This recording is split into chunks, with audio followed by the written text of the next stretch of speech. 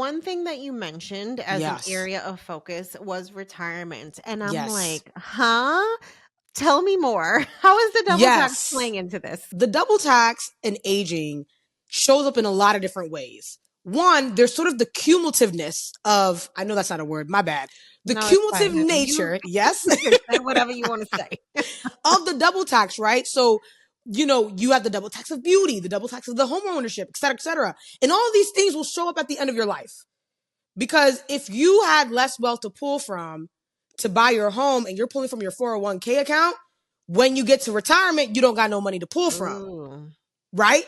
And Mm. this is what happens, especially with Black and Latinos, right? Black and Latino folks, we're pulling quite a bit from our 401k accounts earlier in life. So Yeah. by the time we're getting ready to retire, there's not much to retire with. And so a lot of us are having to work till we die.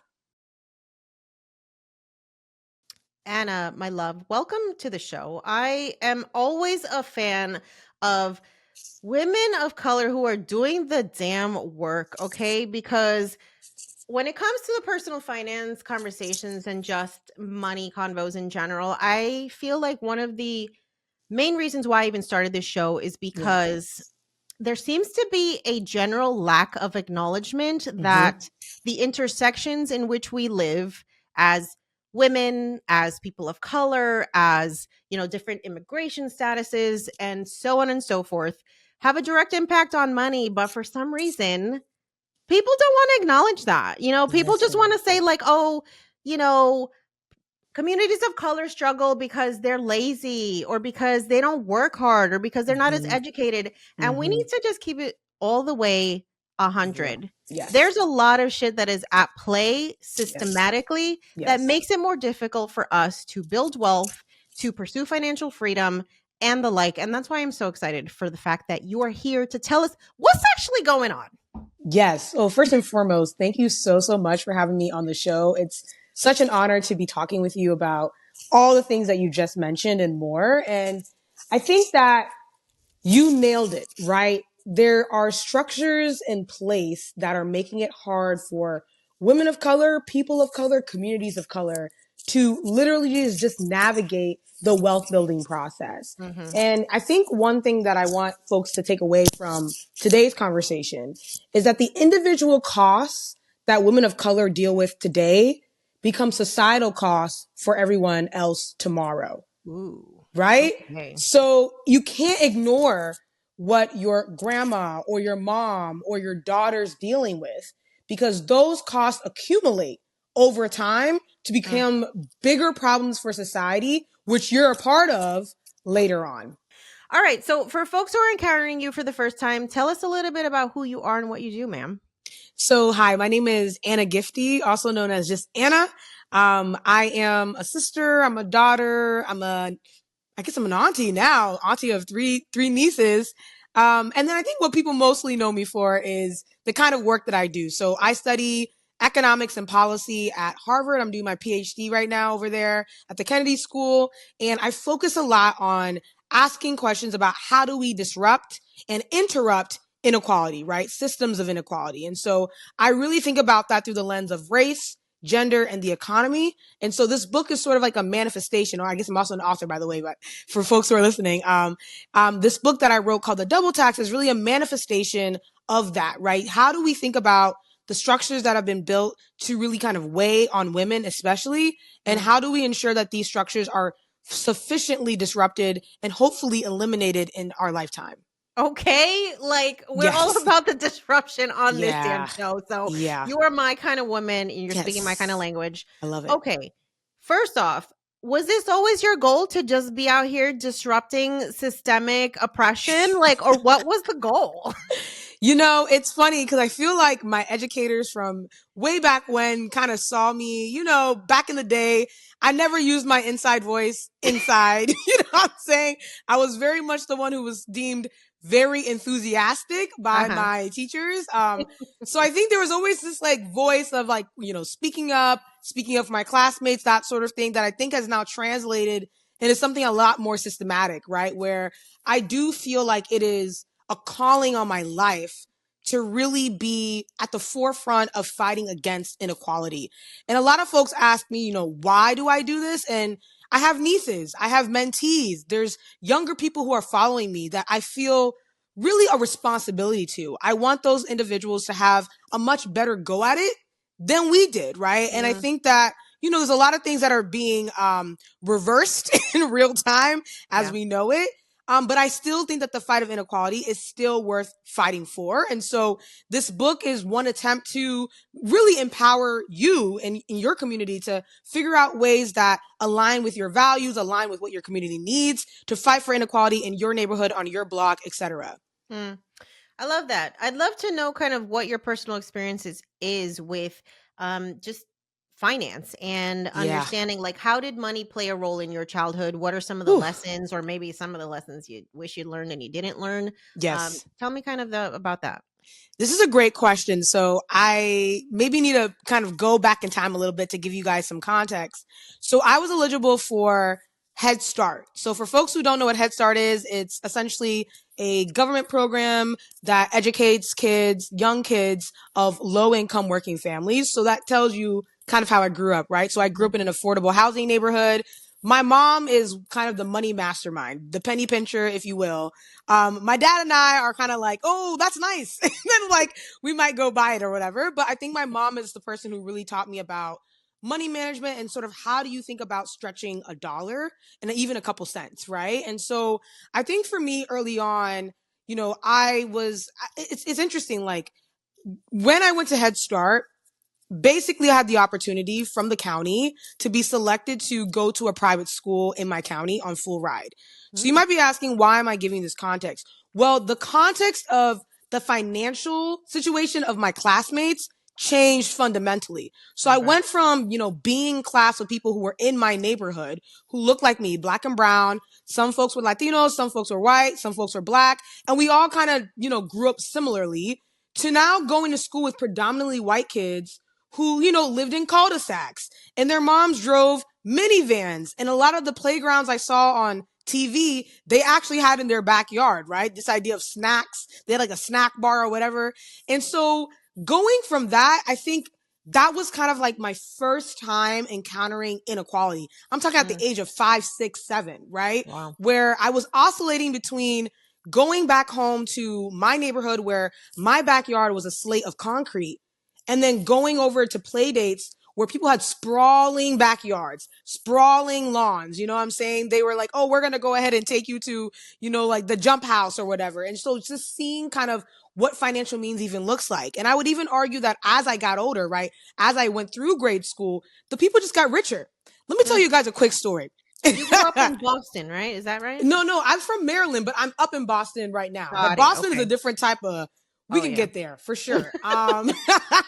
But a quick story here. So I remember when I was 13, I got invited to somebody's bar mitzvah, right? So our bar mitzvah is like a 13th birthday party for, a kid who identifies as Jewish. It's like So a very equivalent to the quinceañera that we do as quinceañera, Latinos. exactly, Mhm. exactly. And so, they invited me and I said, this is great.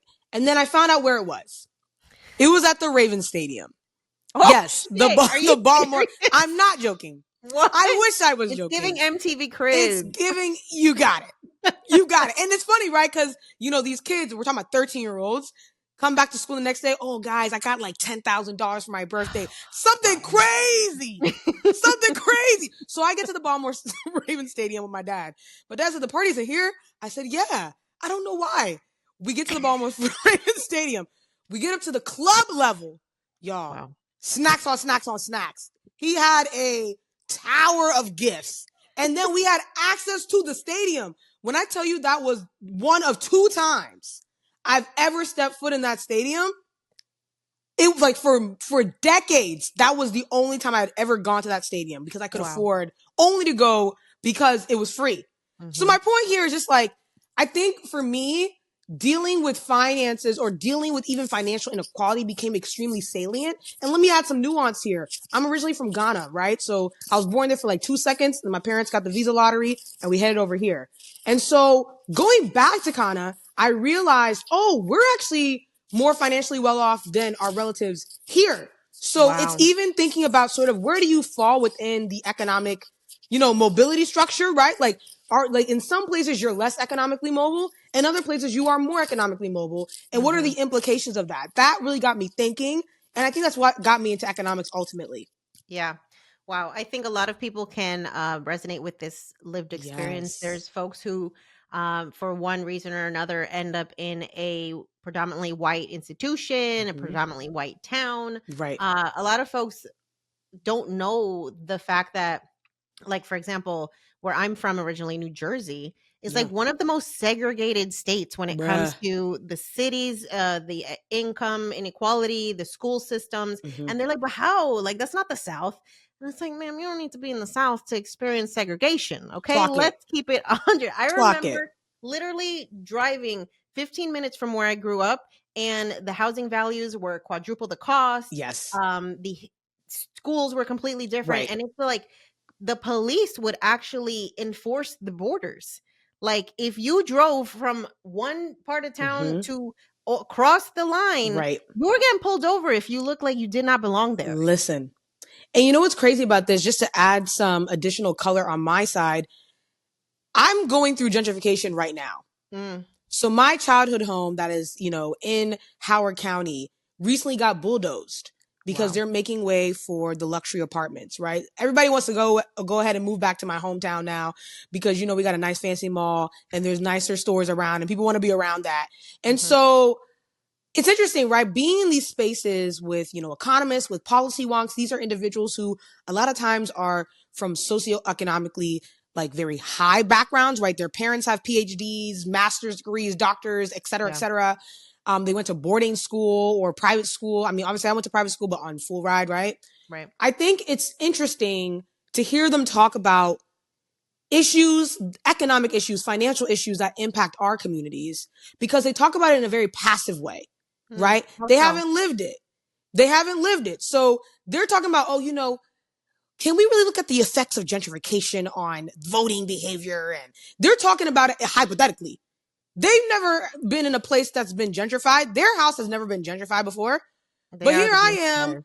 looking at my former townhouse, my former affordable housing unit flattened, being literally made way for luxury apartments that are half the size of where we lived and quadruple the amount. Hmm. It's pricing out all the Black and Latinos in the area. And also knowing, like, just to give you some more context, that the only Black doctor that serves a lot of the underserved populations is in that area. What does that now mean for people's healthcare, people's ability to get to amenities, right? The kind of county you live in. You were talking about county lines. Yeah. That is so important because even the types of amenities you have access to, the types of public school systems you have access to, the community colleges in your area, like these are all sort of like a trickle down effect of like not even having access to the quote unquote right county, right Yeah. spaces. Yeah. Yeah. It's wild how oblivious I think people can be Yeah. to the pervasiveness of the way that the system is structured, because Right. it's just normal, right? And especially if Right. you have friends or friend groups that are all from the same community, Mm-hmm. it can feel very removed. And that's why I think, like, it's so important for people to travel. Like, leave your hometown, please. Like, Please. go somewhere and see that, Yes. like, where you come from might not be the center of the universe. Right. Remember, for me as a kid growing up and visiting Puerto Rico, Love it. it was always just like culture shock, even though that's where my family's from, because you can go to a neighborhood and have, like, Yes. a beautiful home here, something Right. that's been abandoned for 20 years next Right. door. And like, it was all very normal. Like, it Right. didn't mean anything about the area in which you lived versus in New Jersey, like I mentioned, very segregated. So like, it Yes. was all beautiful homes in one town and then Mm-hmm. all rundown homes in the next town and blah blah blah. Right. So I think part of my realization of just like how um important it is to have context of what it means to just like exist in the world Yeah. is comes from seeing just how the disparities show up in different places, right? 100%. So let's talk about your book, The Double Tax. What is the double tax? Like, I've heard of the pink tax, which from what my Yes. understanding is like the fact that women marketed products tend to be more expensive than the equivalent Mm-hmm. for men, like for example Yes. razors or things like that. And Yes. obviously, Yes. we have to deal with buying menstrual period Right. Right. products, but they're not considered like medical Right. devices and Right. all the shit. So what is the double tax? I'd say it's the pink tax with the racist twist, right? Oh And god. okay, so it's thinking about all these costs that women have to bear, but also thinking about how racism informs those costs. So what I formally define it as is it's the compounded cost of racism and sexism. And let me maybe add some nuance here, right? It's not that every woman of color fully incurs that cost, right? Because in some settings, maybe you feel a certain degree of racism, but a whole lot of sexism, or a whole lot of sexism and like a certain degree of racism, right? Mhm. But it is to say that, women of color especially tend to be the ones who bear the most, cost when it comes to the cost of racism and sexism. They bear the brunt of the double tax, right? With, Okay. I would argue that Latinas, Native American women, as well as Black women tend to be the ones who really bear that cost at the highest level. And so in the book, what I essentially do is I think about, okay, so, we have these costs that women deal with, but like, what's the best way to sort of break that out for the everyday person?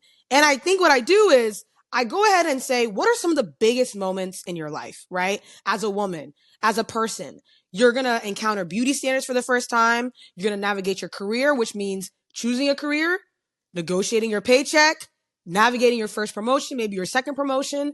Then you're going to think about potentially owning a home, renting a home.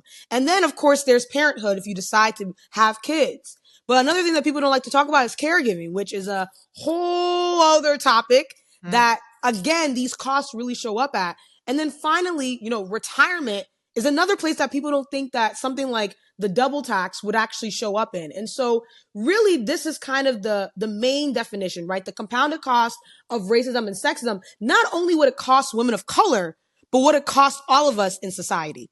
Oh, okay. All right. We need to break down these categories because I'm already triggered. I'm screaming. Okay, let's talk Yes. about the first topic. So you mentioned Yes. beauty standards, right? Yes. Women are Yes. expected to look a certain way, and there is data to support Yes. the fact There that is. prettier women tend to have more career upward mobility. Thinner Yes. women, lighter skinned women, women who Yes. are racially ambiguous. That's right. So let's talk about how that shows up in real time.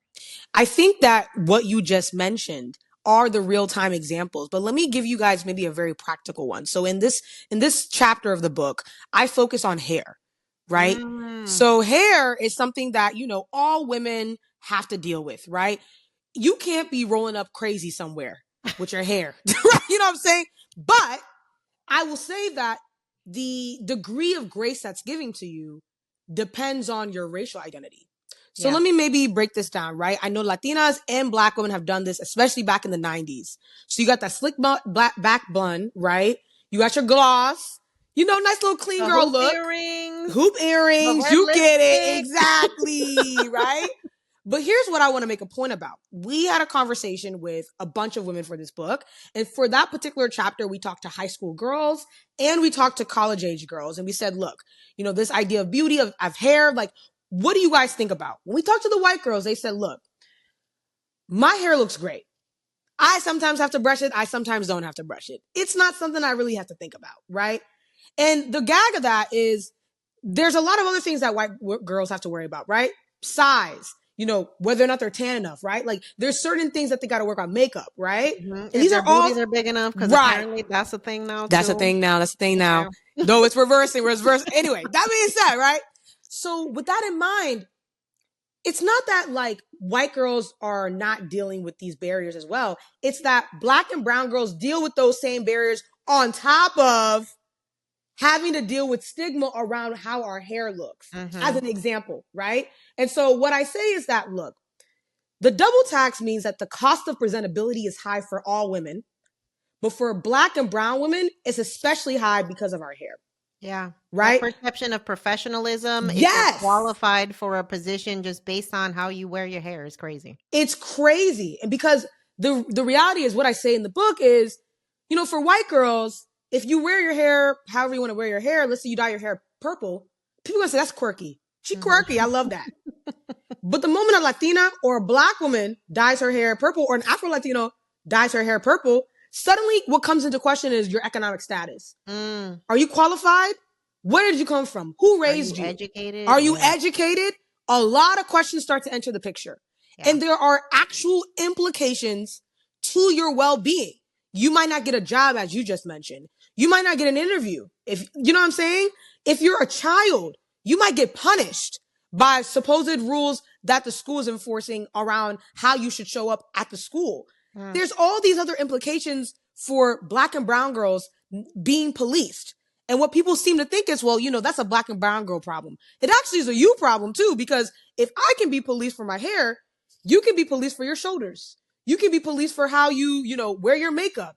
Yeah. It becomes a very slippery slope. So what I say in the book is that, you know, what starts with Black and brown girls ultimately trickles down to everybody else. It's just a matter of time. Yeah. Oof. Oh my gosh. Okay. You got me fired up. All right. So let's go into another area that you mentioned. So you mentioned parenthood. Personally, I would just like to share this fun statistic or my own anecdotal information. Please. So I gave birth December of 2024 and I am self-employed. So I have my own, what I thought is good health insurance. Yes. And I got a bill before insurance for $97,000 to be in the hospital for 4 days and have a C-section.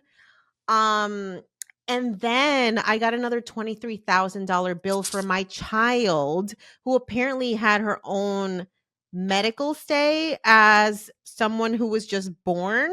So all in all, I had 6 figures of insurance bills. Thankfully, out of pocket, I came out like $5,000, which is still a crazy amount of money, especially when I talk to people from other developed countries and they're just like, I paid $20 for parking at the hospital in Canada. And I'm just like, what the fuck is happening here? So can we talk about how the double tax shows up in your bringing life into the world and also just parenting in general? Y'all, let me just, sorry. You don't understand. So let me maybe preface by saying my sister recently had, you know, 2 children. They're both under the age of 4. My wonderful nieces, Gigi and Yaya. And I remember, you know, the process of like taking care of them. And, you know, my sister and I had a conversation. I said, you know, why don't you just get a nanny? Right? We're going to get to childbirth in a second. And she said, I don't think you know what you're saying. She's like, I don't think you know what you're saying right now. And she was right. The chapter that radicalized, I'm telling you, it changed the synapse connections in my brain, y'all, was this motherhood chapter, mothering. The cost that she just talked about is the norm. Is the norm. You know, it's a bit lower end on the average, but as you can see, if you get a C-section, I don't know if folks know this, C-sections on average cost about $24,000. But as you know, women of color face a lot of complications in the delivery room. If you got to stay in the hospital longer, that bill's going up because you're paying for things, you're paying for people, et cetera, et cetera. I think I saw like a tablet of Motrin was $46 on that. I mean, I'm like, they're charging for breathing. It's giving Spirit Airlines. Okay. So for me, what I would say is the double tax shows up in a couple ways in the mothering section of your life, right? Motherhood. The first is at baseline, people of color, families of color are worse off financially than their white counterparts. Right? We already know that we get paid less as compared to our white counterparts. We already know that we face barriers with wealth building. So it's hard for us to pull from any other pockets or buckets of wealth to help supplement where we're at. And so that means that at baseline, we have less money to play around with, so to speak, in this area of our lives. So then let's bring in these sticker prices. We're talking about $24,000 on average for all types of birth, about $14,000, almost $15,000. $15,000 out of your income. Guys, for some of you, that's half of the income. In a country that wants to force women to have kids. Listen, girl, what are we talking about here? Listen, So I'm writing this chapter. I could not put the pen down. I would have written a whole book about this because I mean, it deserves a whole, it a deserves sequel because this us. is crazy. It's crazy. So the conversations I've been seeing in the media about, why aren't people having more kids? They just don't want to be mothers anymore. I'm like, is anybody talking about the sticker price of having a child? Yeah. Literally? Did you know that, like, before insurance, if you want to go see if you have a kid doing an ultrasound, that's like $200 to $1,000 Oh my God. just to see if you got somebody in your body. You know what I'm saying? Wow. I'm not even talking about prenatal stuff. I'm not even talking about, prepartum care, postpartum care, any complications. We're just talking about baseline prices. Then you got the baby. The baby's out. We love that. Okay? Then you decide, I want to go ahead and have some childcare. This was the price point that I said, oh, America is mad. Yeah. That's crazy. People You guys paying are more than their mortgages for mortgages. Yeah. It's a second. That's what the title of that subset. It's a second mortgage. Yeah. I was talking to somebody, part of this chapter, we interviewed a bunch of mothers, but we also spoke to one particular mother who said, at one point, one child's childcare monthly payment was as much as her rent. Jeez. This is between two, it's a 2-parent household. Wow. So imagine paying double your rent. And all the government is saying is, we'll go ahead and give you $2,000 per year. Per year, if that. You got to be eligible for that amount. Right? And so that's why things like universal childcare, that's why things like public options like Head Start, right?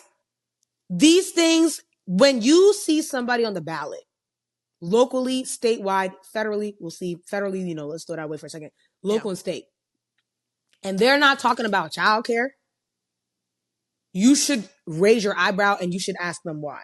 That's true. Yep. Because if you want me to bring more life into this world, why are you making it harder for me to raise that life? Yeah, it's so true. I'm really disheartened by a lot of the recent statistics that are coming out that women are leaving the workforce faster than ever right now because a lot of the pandemic related flexible work options and remote work, it's all being rolled back. And unfortunately, women are bearing the brunt of child rearing in their household. Yes. And as a result are putting their financial independence in jeopardy.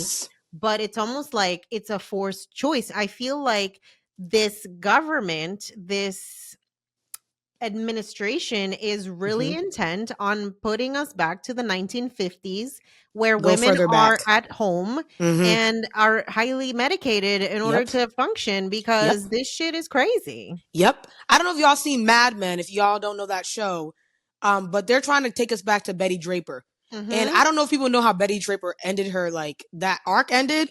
She had, like, I think, cancer. She was super sick and miserable, right? I don't want that for nobody. No. And I'm not saying that it's guaranteed, by the way. Like, I'm not saying everybody's going to get cancer, they go back home. But let me just clarify something that you just said. It is absolutely an intentional policy choice. And I think that that's kind of the thesis of the double tax.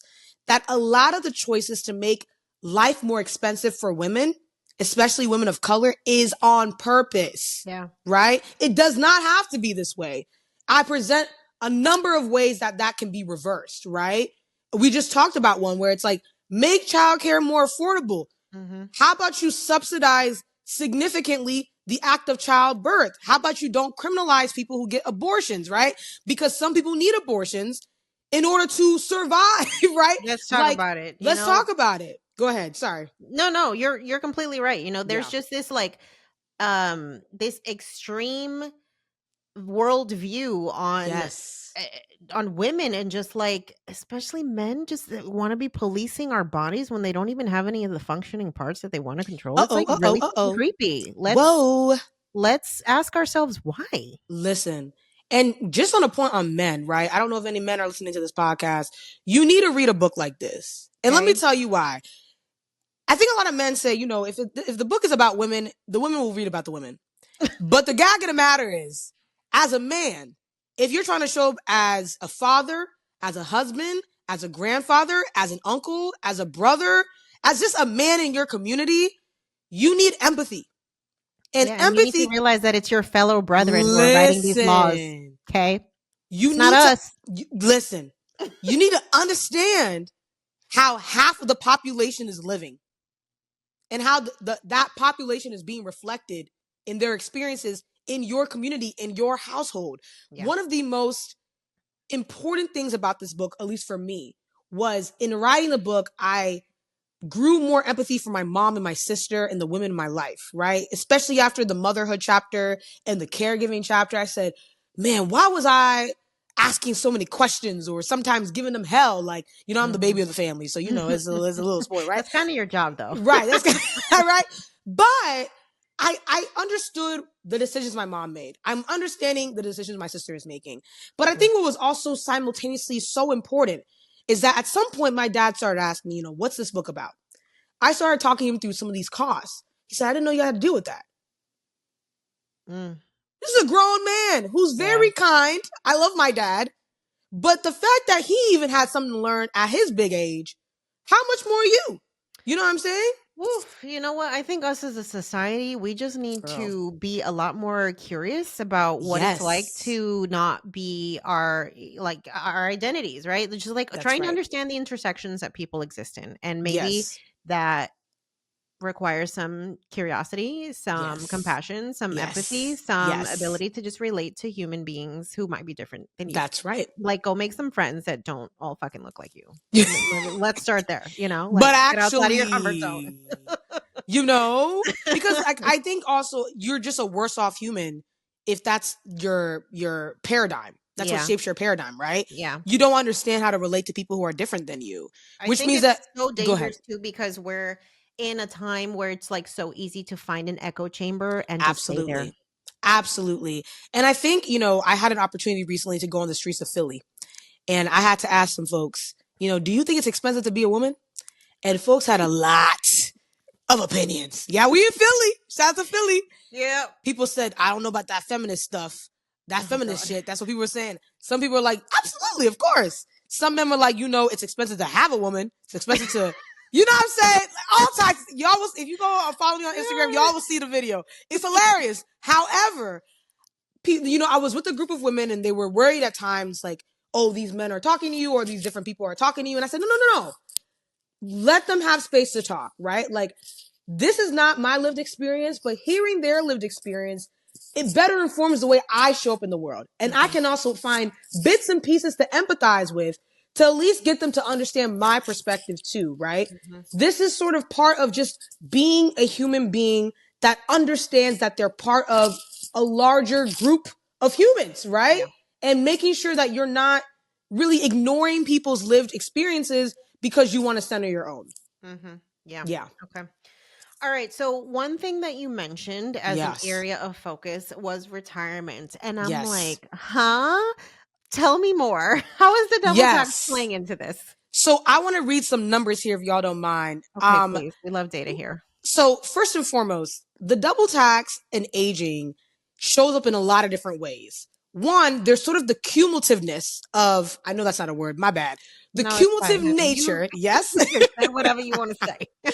of the double tax, right? So, you have the double tax of beauty, the double tax of the homeownership, et cetera, et cetera. And all of these things will show up at the end of your life.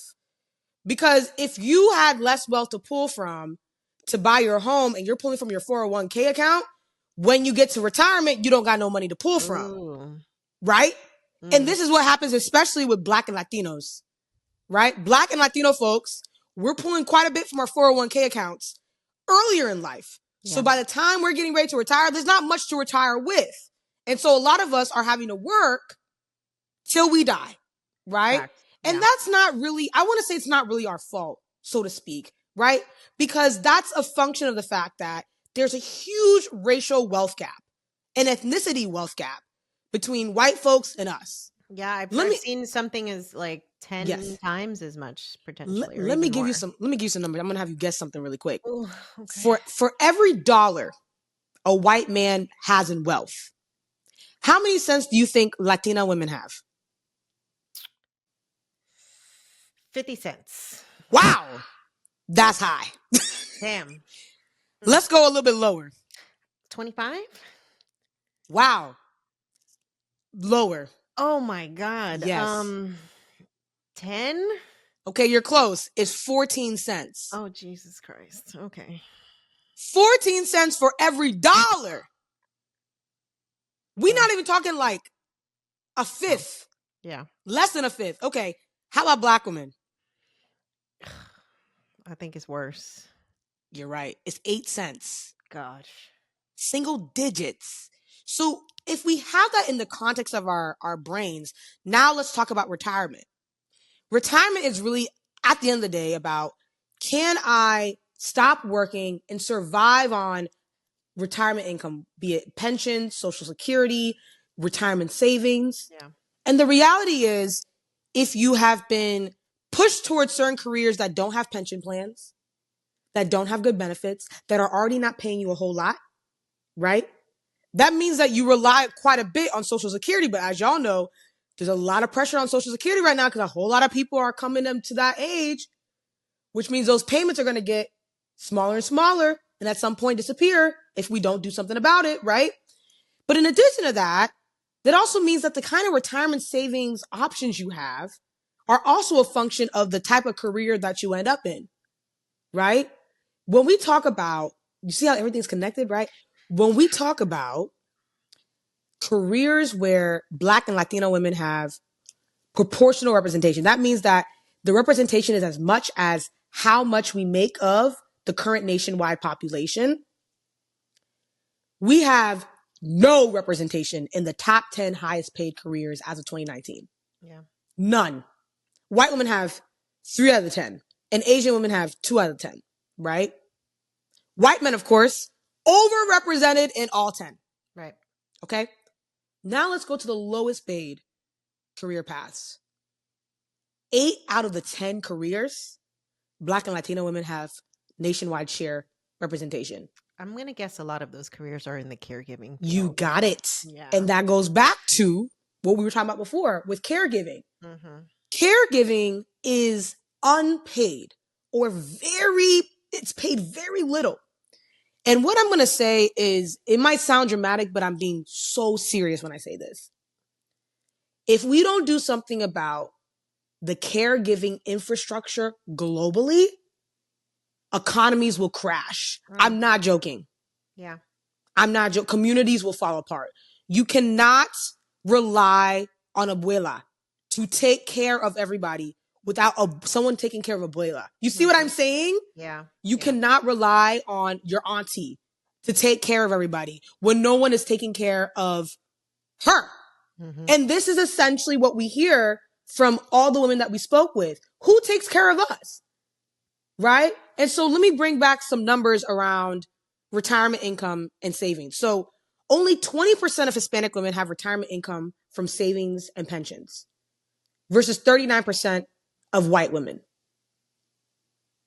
20%. Wow. And you can see that white women, even they're below half. Right. Right? This means that not only are you dealing with higher financial pressures as you're getting older, but those costs are accumulating. You got medical costs. You are taking care of other people. Yep. And then there's all these other pressures around, like staying young and, how do you navigate sort of being older, ageism in the job market. So you're trying to find a job, but they're saying, well, she's 60, so I don't know if she can hang. Yep. And Latinas have a history of longevity too. There's data that I researched when I was writing my own book around most women will be solo at some point. Like, you're going to lose your partner if you're partnered. Yes. Men just die younger. Like, it is what it is. So you're going to need to make those limited dollars stretch even more. Yes. And unfortunately, a lot of women don't even have the financial literacy to manage those funds, because we see oftentimes that, like, there's this perception that finances are the thing that the man handles. That's right. And then your husband dies all of a sudden, you find yourself a widow, you realize, oh my God, he pissed away the entire 401k. I didn't even fucking know. And now what do we do? Right. Mm-hmm. Right. And you said so much in there that I think is really worth noting, but let me also maybe flag something. The way Social Security works sometimes is if you're partnered, you claim the Social Security of the person who's making the most money, right? And if men systematically make more than women, when your partner dies, or let's say you don't have a male partner, who's worse off at the end of life? And the data makes it very clear. It's single women, especially single women of color. This includes Asian women, Latinas, Native American women, and Black women. And it also means that something like Social Security is keeping people above the poverty line. If your elected official, your local leader, your workplace does not have a plan for you to funnel into Social Security, run. Because that will likely be what keeps you alive at the end of life. I'm even thinking too of just like the segregation of different neighborhoods and just like how homes that are in predominantly Black and brown neighborhoods are generally worth less. They're perceived as less, right? So then when you go to sell that house, you're not going to make the same amount of money as if you owned a house in a more predominantly white town, and like what that means, because I've seen also data to support that Black and brown folks tend to what's the word? They tend to skew towards real estate as the fundamental way to build wealth, and so more of our resources are tied up into those assets versus higher income stratosphere folks who have more diversity in the way that they're building wealth around stock investments and business interests and all types of things. So there's that too. It's like this is exhausting. It's exhausting, but it's not impossible to overcome. And to your point, you might as well have written this book. Everything you said is backed by evidence, right? This is where the double tax comes into play, right? Because you just talked about the racial axis, right? Or the racial lines of this. The gender axis that makes this even harder for women of color is that when women are buying homes, we are spending 2% more than men. And when we're selling homes, we're receiving 2% less. Oh my God. So we're paying more for homes and we're receiving less when we're selling those homes. And then we face a whole host of bigotry in that buying and selling process. People and in the ownership, because these like contractors and like service providers want to be talking to us like we're stupid. That's exactly right. And so the thing is, right, for white women, they deal with these sort of barriers in the buying and selling process, but it never seems to result in them not getting the home. Whereas for women of color, you might actually lose the home, right? So there was a big story in the New York Times a while back with a scientist called Raven, where she was trying to buy a home and they wouldn't sell to her. And then they found out that she had a white partner, and suddenly they were like, wait a minute. And she was like, no, I know what this is. I know what this is, right? And this is true for Latinas. This is true for Black women. And so it's important for us to work together to hold those powers accountable. I know for some folks, especially my generation, homeownership is a little bit of a fever dream right now, right? We're looking at these interest rates and we're looking at what's going on with the home prices. We're saying, okay, there's about to be a bubble. Let's see. I don't know. Hopefully it pops and I can play around a little bit. But until then, what we're dealing with is rent, right? And the gag of the matter is 50%, almost 50% of people in the United States right now are rent burdened. Renters. Wow. 50%. Wow. That's horrible. Not an economic bubble. I don't know what is. No. Right? Because that means that rent makes up more than 30% of your income. Yeah. Yikes. And I'll tell you right now, I get a stipend. I'll be very honest with y'all. I get a stipend as a grad student. Basically, 3/4 of it goes towards rent. I'm in Boston. Wow. You know anything about Boston's housing market? It's disgusting. Okay? It's disgusting. But that's all to say that, like, what you just laid out is one aspect of one tax, racial tax, whatever you want to call it. But then what makes it the double tax is that you're also dealing with the ways that society punishes you as a woman. And so it's really important that, there's this community that we have here that we're cultivating. You want to also make sure that you join something called a tenant union. If you are renting, right, or you form one, tenant unions function very similar to unions in your workplace. You can work together with other tenants, other folks who live in your building, and you can advocate for lower rent, better living conditions, right? There is power in being in community, right? And I would also say that you should make sure that, again, local measures, state measures are supporting you, as you're considering buying a home? Mm. Is there some sort of down payment deduction? Is there some sort of first home buyer benefit? Think about these things as you're thinking about the types of people who are leading out your community. Mm. And we've talked a lot about kind of what the stakes are and just like Yes, the forces that are working against us. that's right. I would love to hear maybe one thing that we can do on an individual basis and one thing that we can do as a collective to start to shift the narrative, right? Yeah.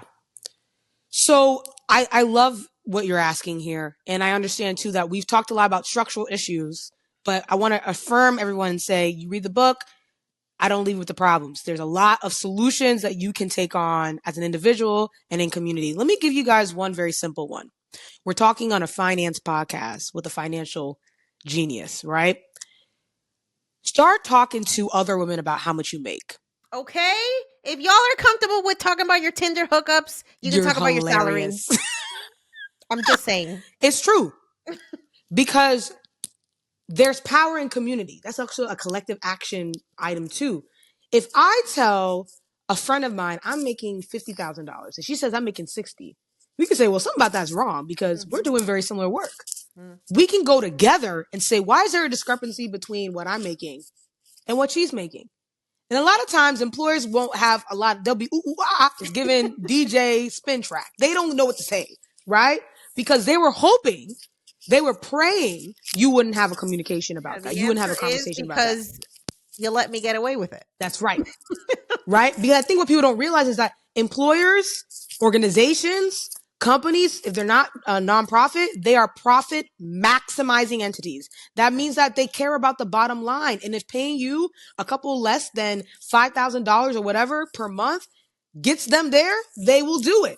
So if you want that extra money, you got to talk to folks, right? About how much people are making. And I'm going to go ahead and say that from a collective standpoint, just to stand on this point, older women, women who have already been in the workplace, make sure you're looking out for younger women, right? I'm talking as a Gen Z, one of the older Gen Z folks out Yeah, we here. need mentorship in our We community. need so mentorship. much. That Yes. mentorship can be practically just say, hey, when I came in, I made X amount of dollars. You should be asking for this, right? Even before the conversation about what your final offer looks like, right? And that what that does is it increases the benchmark of where people start. That means that the next young woman who's following you is starting where you negotiated up to, and they can keep, you see what I'm saying? Raising the bar. Yeah. So everybody gets paid what they're worth. What you should always assume about the market, especially the job market, especially as a woman of color, Latinos are worse off than Black women, by the way, in terms of pay. The market is undervaluing you at baseline. Yeah. Yeah. You're not getting paid what you're worth at baseline. Mhm. So you should be communicating with other women about how much you're making. You should be asking for more aggressively, but I understand that there's a cost to that too if you're a woman of color. So that's why I'm saying make sure you're talking to other women of color, making sure that you're doing that in the wisest way possible. Yeah. But that individually is something you can do. Collectively, let me think about this. There's a lot of things, right? I'm gonna make Hello. Yes, Hello. elections matter. I don't Yes, know if you elections saw what matter. happened this past, but it matters. That's right. And you can use a book like this, The Double Tax, which you can read in community to figure out what the women in your community, the people in your community prioritize, right? Based on this prioritization, you can say, okay, this candidate aligns with what I'm trying to do. This candidate does not, right? I'll give you guys a quick example. New York City is about to have a very, very big deal of an election. Zoran Mamdani versus Andrew Cuomo. It's not even versus, really. He's about to beat him. That's basically where we're at. I'm going to go ahead and knock on wood so I don't jinx it. Okay. If you are going off of the double tax, Zoran is offering free childcare, right? We're just going to use that as an example. Going back to the double tax, what did we learn in this conversation? We learned that childcare makes up a huge share of people's income. Yeah. It's not subsidized. And efforts to have public childcare options are currently being gutted by this current administration. Mm-hmm. So that means that if somebody says, I'm going to try to reduce the price of childcare and you got children that need to be cared for, you might want to pay attention to that person. You might want to look a little deeper into what that person's about. Mhm. People are very confused outside of the working class and the middle class why someone like Zohran Mamdani is becoming basically a major hit with New Yorkers. But I think that those people don't know New Yorkers. New No. Yorkers are everyday people, people who grind, people who hustle. Shout out to New York. Shout out to New Yorkers who are listening, right? And the life that you live a lot of times is characterized by the cost that you're paying. You go to the metro, you drop your kid off. You know, you have to make sure you put food on the table. You got to make sure you pay your debt payments, your bills. And so anybody who says, I'm trying to make your life more affordable, that's somebody who's saying implicitly and explicitly, I'm trying to eliminate the way that the double tax shows up in your life. And I Mm-hmm. think that is a person who you should consider seriously and hopefully vote for and vote for many, many times.